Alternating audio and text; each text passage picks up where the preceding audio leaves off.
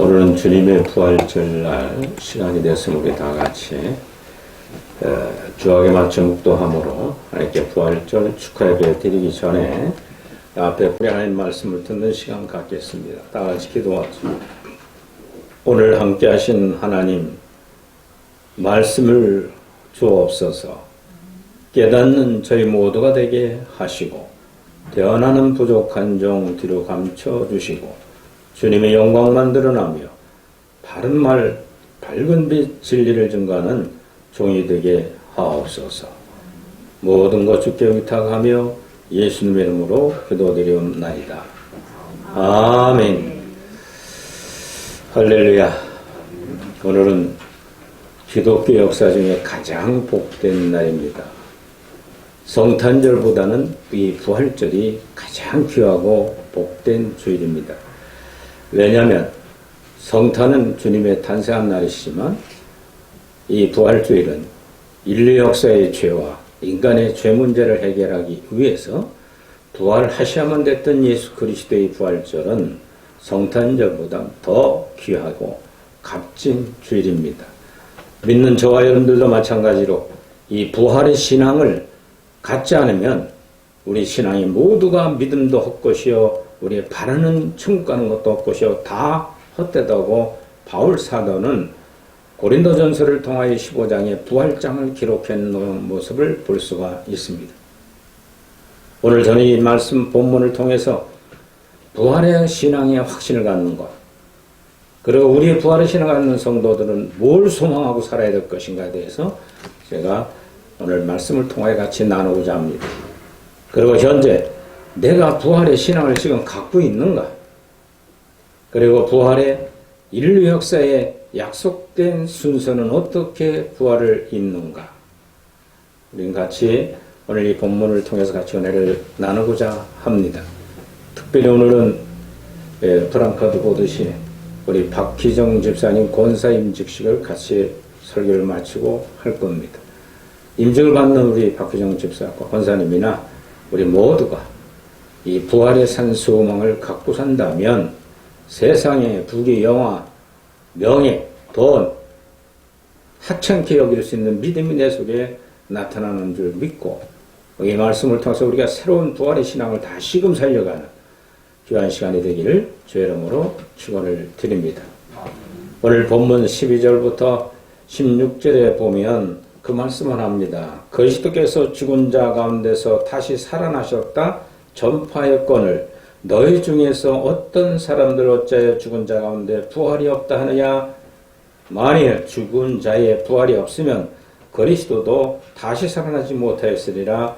그리스도께서 만일 다시 살지 못했다면 우리가 전파하는 것도 헛것이요 또 너희 믿음도 헛것이니라 말해주고 있습니다. 사랑하는 우리 사도행성을 증거하는 사랑의 교회 사명은 사도들이 가장 중요시 여겼던 것은 이 부활의 신앙이었어요. 요한복음 20장에 보면은 예수님이 부활해서 제자들 7이 모이는 데 가서 예수님이 부활한 모습을 보여주는 겁니다. 의심하는 도마가 주여 진짜 예수님이 맞습니까? 며칠 전에 십자가 못 박혀 돌아갔던 비참한 그 예수님이 현존한 모습으로 나타나서 제자들 앞에 보여줬습니다. 그 도마는 의심 많은 제자였기 때문에 만져보지 않고 내가 못 믿겠습니다. 그래 와서 양손과 양발의 못자국을 만져봐라. 그리고 옆구리의 청칠림을 만져봐라. 그리고 하신 말씀이 영은 뼈와 살이 없으되 나는 부활체는 뼈와 살이 있느니라. 신비한 일이죠. 믿을 수 없는 2020년 전에 주님의 부활을 우리는 믿고 산다고 큰소리치고 아멘하고 삽니다. 그 부활의 현재성을 우리가 지금도 나와 무슨 관계가 있느냐는 것이 분명하지 않는다면 도마같이 주님이여 내게 좀 보여주세요. 그렇게 기도하는 어리석은 성도들이 참 많을 거예요. 믿어지지가 않는 일인데 믿어지게 하는 역사가 기독교의 신비의 종교예요. 할렐루야. 그러기에 부활의 신앙이 가장 중요하다는 겁니다.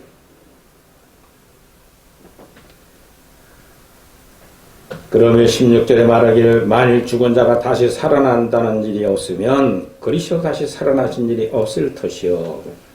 예수님이 왜 살아났을까요? 왜 살아났을까요? 인류 역사의 죄와 인간의 타락한 첫째 아담으로부터 이어받은 원죄를 사해주기 위하여 죄사함 하시어야만 되었기에 십자가상의 두 가지 제물을 완성하셨어요. 구약시대는 죄사함은 제사를 통해서 했는데 레위기 16장에 보면 5가지 제사 방법인데 그 중에서도 대속죄 제사 1년에 단 7월 10일 한 번 드린 대속죄 제사에 대제사장이 그때만 흰세모포를 입고 물두멍에 자기 몸을 닦고 흰세모포 성전에 있는 걸 걷어 입고선 성소 지성소 들어가서 앞에 한 번 피를 뿌리고 스스로 흘린 피를 가지고 7가지 원죄를 위해 피를 뿌리고 대생에 살아나오면 이스라엘 12지파의 모든 죄인들이 한 번에 용서받는 은총을 하나님이 만드는 제사법이에요. 그런데 예수님은 십자가상에서 우리의 온전한 제물이 될 수가 있었던 건 뭐예요? 똑같은 인간들이 아무리 십자가 매달려 죽어도 하나님 받아들이질 않아요. 왜 예수님만이 제물이 될 수 있을까? 동정녀를 통해서 성령 잉태하셔서 나오셨기 때문에 예수님 한 분만은 웃고 태어났어요. 할렐루야.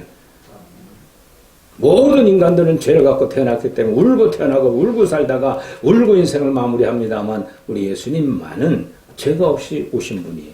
그리고 흠과 점이 없는 제물로 대속죄 제사에 드린 것처럼 예수님은 십자가상에 2가지 제물을 완성할 수 있는 자격이 갖춰진 거예요. 엘리제 사박다니 하시니 하나님 아버지 어째 나를 버리시나이까? 하나님이신 생명과에 들어오신 예수님이 하나님과 끊어지는 고통. 레위기 16장의 대속죄제사에 보면 한 염소는 안수를 해서 완전히 사람 없는 무인증에 갖다 버리는 아세셀을 위한 제물이 될 수가 밖에 없었다는 거예요. 아무도 없는 곳에 버리는 아세셀의 제물. 그게 하나님과 끊어지는 고통을 고백한 내용이에요. 또 한 가지는 피와 살을 완전히 쏟아놓고 옆구리 창을 찔림으로 죽었다는 징표, 물까지 쏟아지면 피가 없이 이 사람 죽었다 해서 사형이 완전 들이대가지고 시신을 내어서 가족들의 장례치도록 내줍니다. 그때 고백이 다 이루셨다. 창조주 하나님 삼위일체 하나님이 왜 십자가에 비참하게 유대인들이 율법 위에 죽여야 되는가? 이걸 오늘 많은 성도들이 확실히 몰라요. 그저 그렇게 된 거지 하나님 한 거지 아니라 하나님은 항상 예언해 놓으시고 성취해가는 하나님 줄 믿으시 바랍니다. 그럼 우리는 과거를 돌이켜봐야 돼요. 그에 어떤 예언을 하셨길래 그렇게 오실 수밖에 없었던가? 말구에 오셨어요. 가장 비참한 가난한 곳에 돌아가실 때도 유대인들이 버려버리고 십자가 못 박으라고 큰 소리 쳤던 제사장 바리새인 율법사 유대인들이 십자가 지고 와서 얼마나 힘이 들었어요. 가시미로가 씌워놨죠. 채찍을 때리죠. 홍포를 뱉고 조롱하고 침뱉죠. 그래도 하나님의 일, 속전청 완성하기 위해서 그 비참한 일을 참고 십자가 매달려 돌아가셨어요. 다 이뤘다. 뭘 다 이뤘을까요? 인류 역사를 구원하는 일을 다 이뤘다는 거예요. 할렐루야.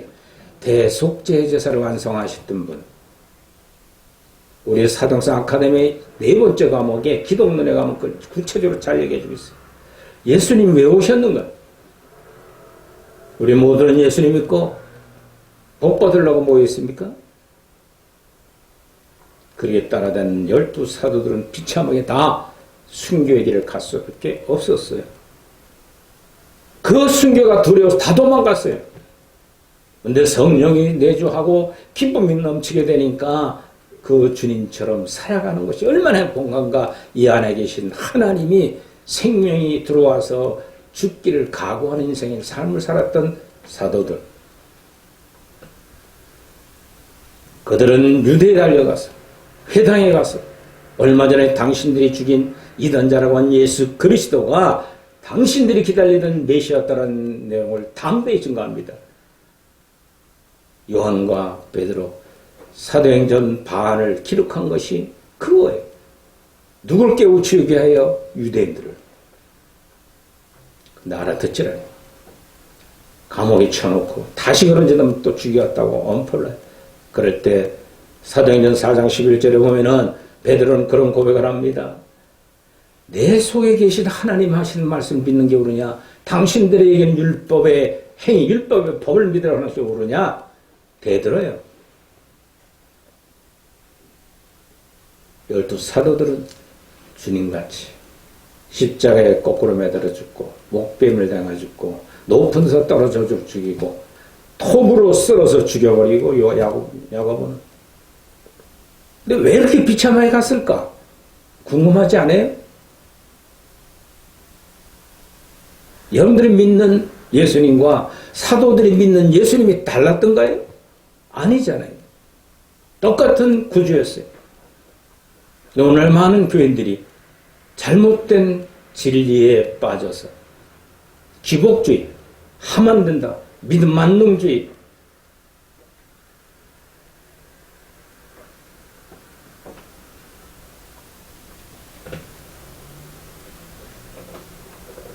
세상 것 잘 되려고 예수님 믿으면 한 만큼 실패가 될 것입니다.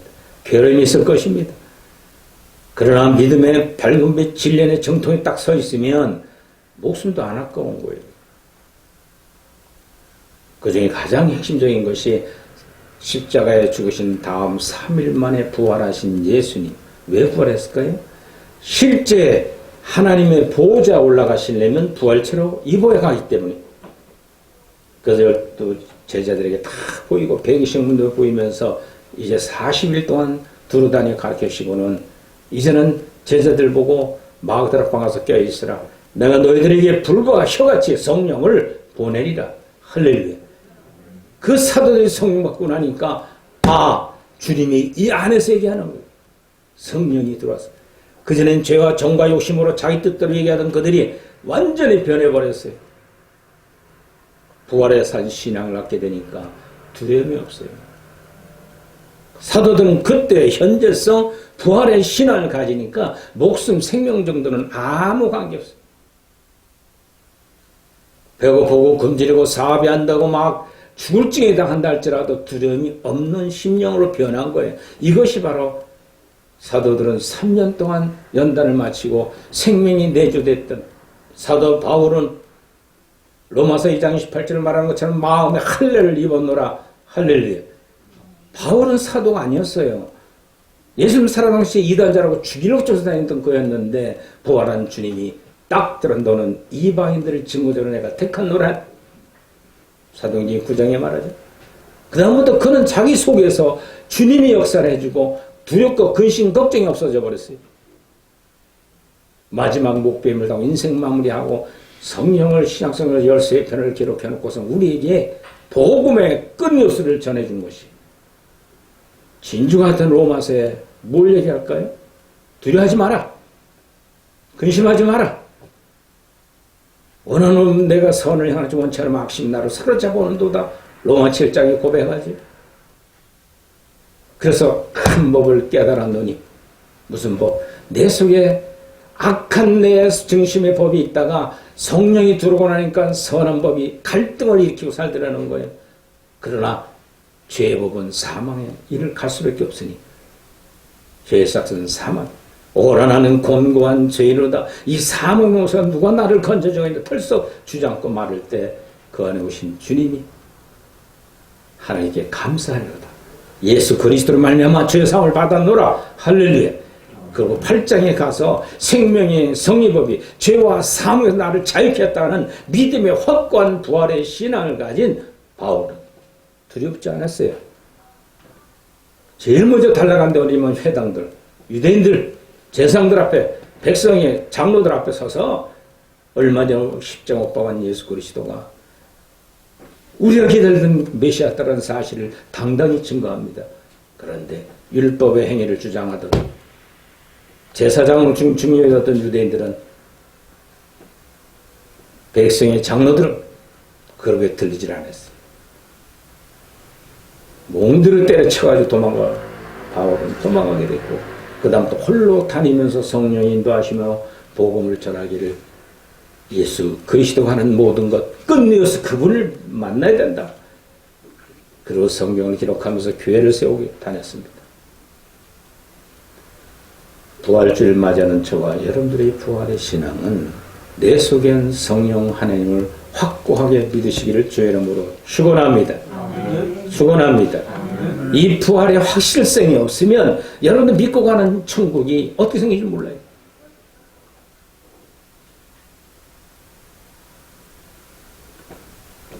누가복음 8장에 보면 예수님이 이 땅에 오신 목적 두 가지 이야기합니다.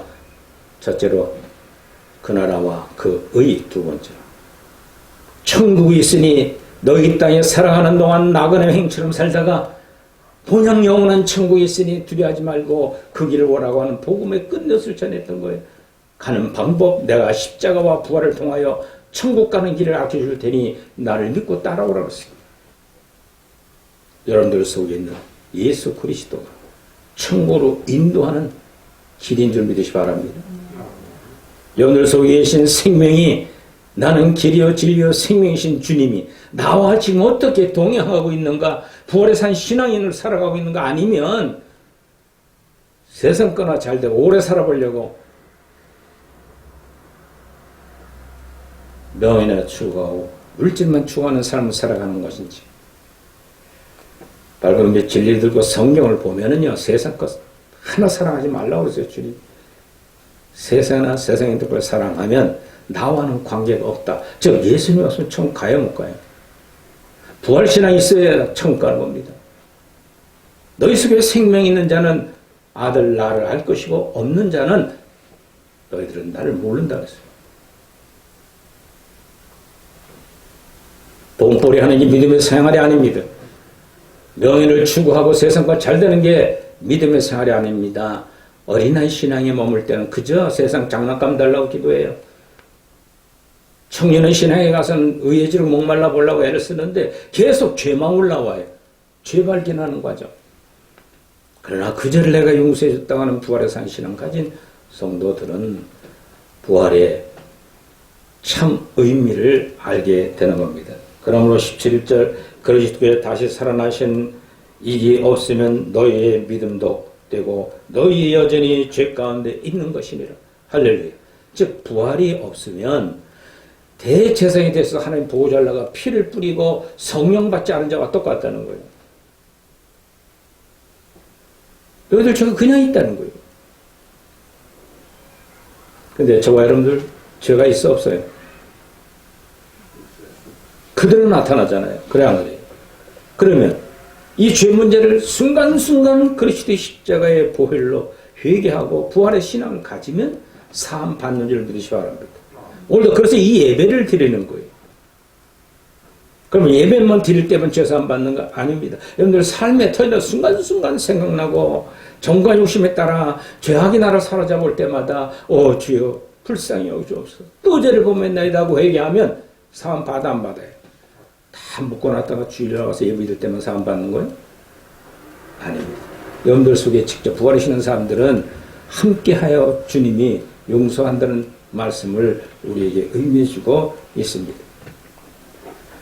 그리고 부활의 과거와 현재 미래 소망을 18절부터 19절에 말합니다. 또 그리스도 안에서 잠자는 자도 망하였으려니 만일 그리스도 안에 우리가 바라는 것이 다만 이 세상뿐만 삶이면 모든 사람 가운데 우리가 더욱 불쌍한 자니라. 더욱 불쌍한 자리라. 믿음의 삶을 살아도 이 부활의 신앙 없는 사람들, 믿음이 참 어린 성도들이 많아요. 구원 못 받는 게 아니라 믿음이 성숙하지 못하기 때문에 막 세상 것만 땅만 내려다보고 살다 마는 인생들이 된다는 거예요. 누가? 기독교들이. 그 나라를 바라보는 저와 여러분들 되기를 주의 이름으로 축원합니다. 오늘 권사를 취임하는 우리 박진영 집사님, 부활의 신앙을 확실히 갖고 인생 얼마나 더 살지 모르지만 우리는 어떻게 될지 몰라. 언제 주님 부르면 가야 돼. 주 앞에 서는 날까지 밝은 빛 진리를 사수하고 사동성 증거하던 우리 귀한 권사님답게 부활의 산 신앙으로 현재와 미래의 소망을 갖는 귀한 권사님 우리 모두가 되기를 주 이름으로 축원을 드립니다. 부활의 현실, 현재성을 내가 늘 순간순간 누려야 돼요. 여러분들 죄산 받으면 십자가에 피가 어떻게 여러분들 죄산이죠? 피를 머리부터 받고 물 기름을 받고 뭐 이런 표현들을 많이 하는데 그건 아니에요. 십자가와 부활을 없으면 구속의 원천이 완성이 안 됩니다. 왜? 스스로 제물이신 예수 그리스도의 흘리신 피를 가지고 대속죄제사처럼 지성소 하나님이 실제 보좌 올라가서 한 번 그리고 또 7번을 7가지 원죄를 용서하신 피를 뿌리고 성령이 우리 속에 와서 내게 임해 있는 사람들은 십자가와 부활을 통해 구속의 원칙이 우리 속에 있다는 거예요. 할렐루야. 십자가만 얘기해서는 안 돼요. 그런데 믿음이 어릴 때나 청년단계쯤 가면 십자가만 외쳐요. 십자가의 도만, 십자가만 나를 사랑한다. 그 십자가만 메고 다니면 전도하고. 부활이 빠지면 구원이 완성이 될 수 없다고 본문에 말씀하고 있습니다. 오늘 나와 함께 하신 이 부활의 현재의 믿음을 여러분들 속에 확고히 가져야 돼요. 할렐루야. 목사님 어떻게 가져야 돼요? 네? 잘 들으세요. 굉장히 비밀스러운 말씀이에요. 여러분 속에 온 성령이 여러분 속에 온 걸 믿어집니까? 믿어지면 아멘. 두 번째로 어떻게 믿어집니까? 어떻게 믿어져요? 목사님 믿냐고 물으니까 아멘 하는 것 뿐이지 목사님이 안 계시고 예배 안 드리는데 홀로 살 때는 그분이 나와 함께 하는가를 경험하고 체험해야 돼요. 할렐루야. 여러분들 속에 온 성령의 하나님은 내 속에 들어와서 세 가지의 특질을 보여줘요. 첫째, 오신 성령은 빛으로 오시는 거예요. 할렐루야. 그러다 밝은 빛이 올 수 있을수록 그 성도들은 자꾸만 더욱 성숙해 나갈 수 있는 거예요. 자, 빛은 내 속에 왜 들어왔을까요? 놀러 오고 세상 돈벌이 많이 하라고 자기 명예 높이려고 자랑하고 세상 것 즐기라고 빛을 오셨을까요? 어둠을 볼 수 있게 하는 거예요. 할렐루야. 아, 세상 잘 나오고 잘 되는데 뭐 자꾸만 어두운 세상이라고 우리 목사님 설교 때마다 그러는가? 여러분들 세상이 어둡게 보여요? 밝게 보여요? 네?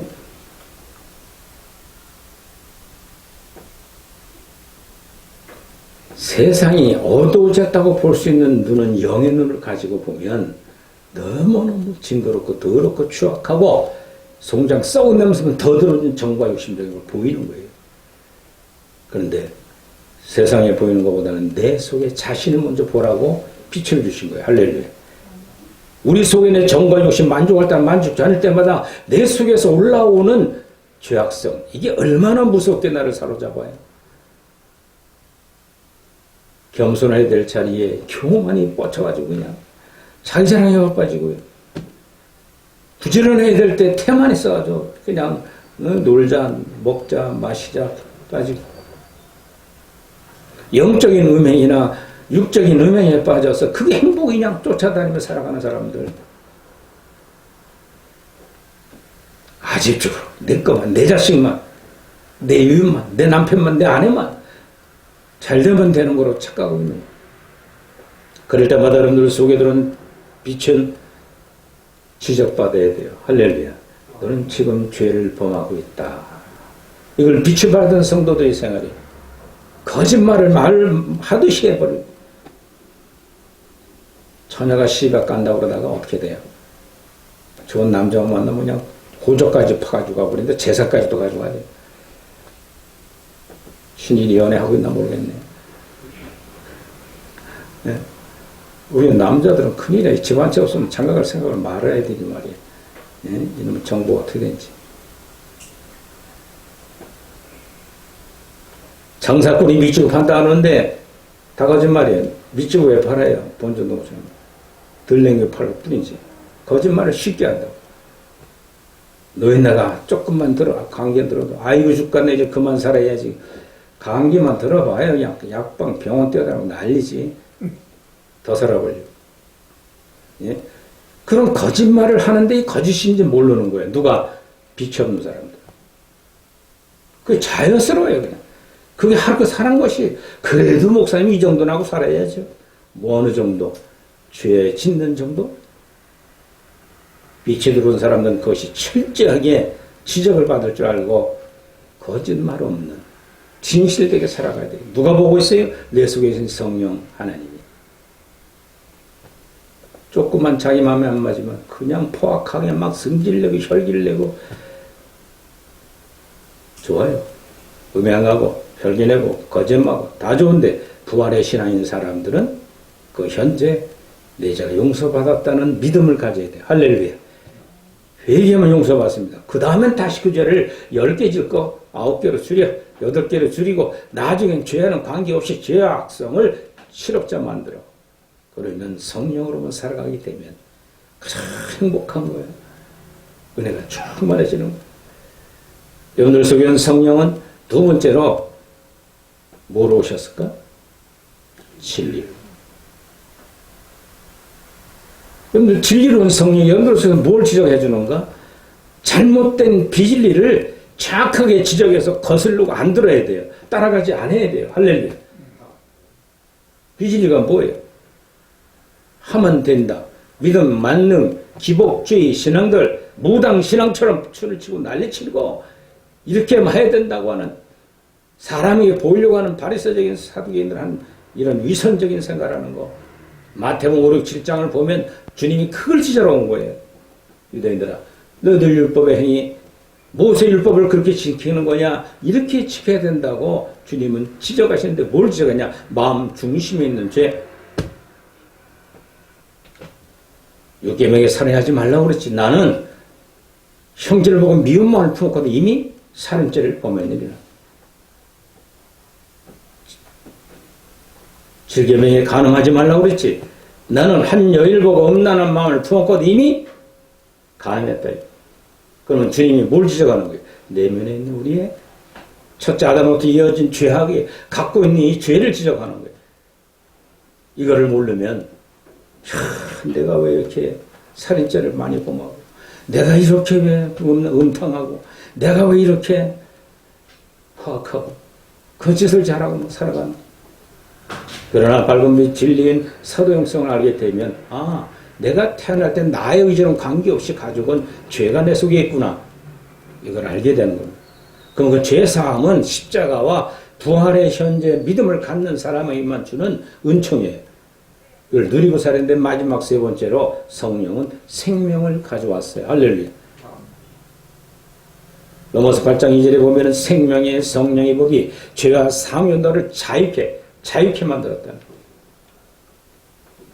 그 자유를 누리려면 빛과 진리와 생명 안에서 회개하고 빛으로 죄를 알아야 되고 그 다음에 진리로 비진리를 잘못된 걸 알고 끌려다니지 말아야 돼요. 우리 교인들이 다 쫓아다니면서 기복주의 신앙을 하고 하면 된다고 막 쫓아다녀도 거기에 관여하면 안 돼요. 생명력은 항상 살아있어요. 항상 나를 새롭게 항상 희망을 갖게 만들어요. 할렐루야. 이게 믿음이에요. 믿음의 사람들은 뒤돌아보면 안 돼요. 현재 믿어져. 그래도 이게 있는데 그래도 이 정도인데 그래도 하나님 나를 역사해 주시고 인도하실 거야 하는 미래의 지향적인 믿음을 갖는 것이 부활의 현재성을 갖고 있는 신앙의 삶들을 살아가는 겁니다. 마지막 다섯 번째는 부활의 순서가 있다고 고린도서 15장에 말해주고 있습니다. 고린도서 15장 폈으면 다 같이 한번 봅시다. 23절 부활이 세 가지 있음을 설명합니다.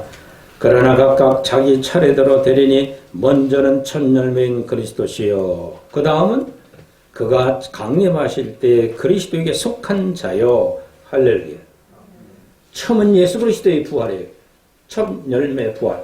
두 번째는 예수님이 강림하실 때, 오실 때 이 땅에 살아가면서 싸워 이긴 성숙한 성인, 성녀들, 생명이 내주된 사도들부터 시작한 2020년 동안 있었던 어룩한 성도들, 이분들을 부활의 몸으로 하나님 맞아 주었다. 이게 휴거 사건을 일어나는 거예요. 휴거될 성도들. 그리고 세 번째, 24절 그 후에 마지막이니 그가 모든 통치와 모든 권세와 능력을 멸하시고 나라를 아버지 하나님께 바칠 때라. 할렐루야. 그때 모든 그리스도인이 부활체를 입고 천국에 가는데, 둘째 사망의 불못에 빠진 불신자들도 부활을 입고 가는 겁니다. 이해가 돼요? 지옥 갈 때도 부활체로 변해서 지옥으로 가는 거예요. 그리고 천국 간 성도는 이 땅에서 완전히 죄를 해결 못했다면 사후에 심판 때 가서 죄를 해결하고, 그리고 흰옷 입고 천국에 입성할 때 신세마포를 주님이 입혀주면서 너 이 땅에 살아가면서 고생 많았다. 너의 줄상이다 하고 상급의 옷 새 옷을 입고 천국에 입성해서 영원한 나라에서 행복하게 사는 거예요. 이렇게 세 가지의 부활의 순서가 있는 것처럼 저와 여러분들은 언제 어떻게 부활을 입을지 몰라요. 우리는 이 교실 동안에 주님이 오실 때, 강림하실 때 같이 동참할 수 있는 부활의 신앙을 갖기 위해서 기도하시길 바랍니다. 그 다음 내가 대환란 들어가고 천년왕국이 지난 다음 마지막 모든 물질이 없어지고 이 나라를 다 하나님께 바칠 때 부활의 몸을 입게 해달라고 기도하는 부활의 신앙을 가지시기를 주의 이름으로 축원을 드립니다. 할렐루야. 사랑하는 성도 여러분, 말씀을 정리하면서 불교에는 부활이 없습니다. 석가모니는 버섯나무를 먹고 복통이 나서 병들어 죽었습니다. 80세의 석가모니가 숲속에 있는 대장정의 집에 들어갔다가 그의 공약한 버섯나무를 먹고 식중독을 일으켜 죽었어요. 그리고 석가모니는 죽으면서 유명한 말을 했습니다. 다 같이 읽어봅시다. 시작. 죽구리는 끓여지고 수레바퀴가 무너지는도다. 모든 인생들이 가는 길을 나도 이제 마침내 가는구나. 똑같은 죄악을 가진 인간이 석가모니. 그 구주가 될 수가 없는 거예요. 유교의 부활도 없습니다. 어느 날 제자인 게로가 공장에 귀신이 섬기는 일에 대해 물었습니다. 공장이 대답하기를 사람도 제대로 섬기지 못하는데 어찌 귀신을 섬길 수 있겠느냐? 이 말을 듣고 게로는 다시 공장에 물었습니다. 감히 묻겠습니다. 죽음이란 무엇입니까? 공자가 대답합니다. 다 같이. 살아생전의 일도 아직 잘 모르고를 어찌 죽음을 알 수 있겠느냐? 내세가 없는 사람들이에요. 석가모니나 유교나. 그런데 오늘날 기독교가 불교에 가가지고 거기도 구원이 있다고들 얘기하는 잘못된 목사들이 있어요. 예수 그리스도의 십자가와 부활은 우리 기독교밖에 없는 거예요. 기독교 신인 하나님만이 세상을 창조했다고 말해주고 있습니다. 딴 종교에 가서 빌고 전하지 아니하시길 주의 이름으로 부탁을 드립니다. 부활의 신앙을 가진 사람들은 철학에 똥매면 안 돼요. 철학에도 부활이 없습니다. 누구나 다 아는 소크라테스는 철학에 대해 정의를 내리길, 철학은 죽는 연습이다. 죽음의 문제에 통달한 것처럼 이야기한 적이 있었습니다. 그리고 그는 이웃집에 가서 닭 한 마리 꾼 것도 갚아달라는 말을 남기고 죽었다고 합니다. 그리고 부활하지 못했습니다. 누가? 소크라테스. 유명한 유행가가 있던 난 제목은 그냥 기억이 안 나는데, 예? 나훈아 씨가 부른 테스형, 소크라테스형, 당신이가 있는 천국이 있던가요? 그렇죠. 자기도 인생이 마무리 지어가니까 걱정이 더 지금 머리는 허해지고 늙어서 죽은 가는데 세상을 마음껏 즐겼거든. 예? 있는 여자, 없는 여자, 그냥 돈 가지고 막 한 번만 하면 그분은 돈이 엄청나게 부르대. 지금 와서 말년에 예수님 만나면 좋겠다는 생각이 제가 들었던 거예요. 예수님한테 그러면 답은 줘요. 할렐루야. 그래, 목숨 생명은 죽는다. 두 가지, 마귀의 생명과 하나님 생명 중에 하나님 생명을 받아들여라. 그럼 너는 천국 갈 수 있다. 이게 진리인데, 나 오늘 세상에 아무리 유행하고 아무리 인기 좋아도 죽음에 대한 두려움이 있으니까 쓴 거예요. 아버지 산속에서 엎드려가지고 뭐 썼다고 그래요. 응? 그게 또 이렇게 유행해가지고 모르는 사람이 없더만. 테스형 철학과 따라가서 구원 못 받아요. 할렐루야. 제일 어리석은 사람들이 철학과 철학 공부하는 사람들이. 김신일이 알았어요? 젊은 사람들. 네? 철학 좋아하지 마세요. 거기에 구원이 없어요. 부활의 신앙은 기독교만 줄 믿으시 바랍니다. 할렐루야. 이슬람 교회도 마찬가지입니다. 이슬람의 성진 메카에 가면 이슬람 교회의 창시자 마호메트 무덤이 그대로 있어요. 그러나 우리는 믿는 기독교는 부활이 있습니다. 할렐루야. 이슬람교가 전 세계를 지금 뒤덮어다녀요. 부활이 없는 종교예요. 마호메트 무덤이 그냥 있어요. 무덤이 뭐 빈 무덤이 돼야 되는데 예수님 무덤만 빈 무덤이 된 줄 믿으시 바랍니다. 저와 여러분들은 그래서 가장 복받은 사람들이에요. 행복한 사람들이고 행복하면 아멘. 예, 이거 나중에 우리 성경 공부할 때 구체적으로 말씀과 같이 나누도록 하겠습니다. 자, 기도합시다. 전능하신 하나님 아버지, 우리에게 예수 그리스도의 부활 신앙을 준 거 감사합니다. 현재도 미래도 영원한 소망을 갖고 살아가는 저희 모두가 되게 하옵소서. 불교, 유교, 모하메드교 쫓아가지 않고 철학 쫓아가지 않는 부활의 산 신앙 가진 기독교인들 되게 하옵소서. 예수님 이름으로 기도드리옵나이다. 아멘.